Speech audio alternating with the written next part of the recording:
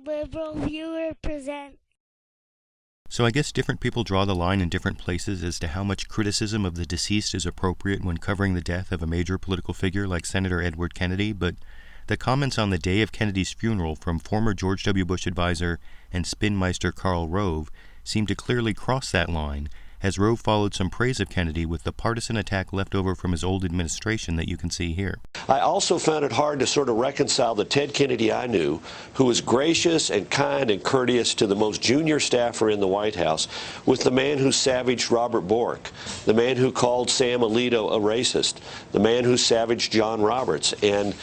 he was a political person. And in politics, you have people who are attempting to achieve and often do achieve great things, but at the same time, they're often those same individuals, people who do things that you step back and say are inexplicable. Now, what's inexplicable to me is why Karl Rove would choose the day of Ted Kennedy's funeral to falsely claim that Senator Kennedy called Justice Samuel Alito a racist, because as someone who watched the Alito confirmation process closely, I recall no such quote, nor do I think Senator Kennedy's criticism of those other conservative Supreme Court nominees are fairly labeled as savagery, but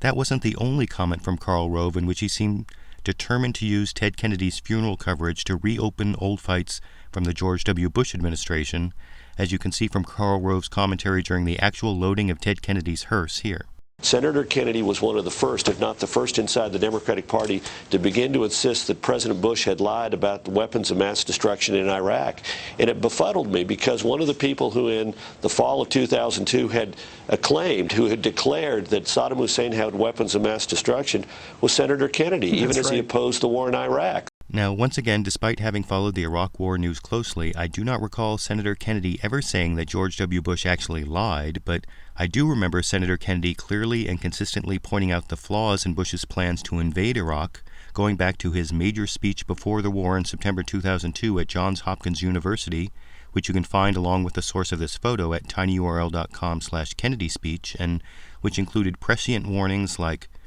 quote, "Information from the intelligence community over the past 6 months does not point to Iraq as an imminent threat to the United States or a major proliferator of weapons of mass destruction," unquote. And, quote, "There is no clear and convincing pattern of Iraqi relations with either al-Qaeda or the Taliban," unquote.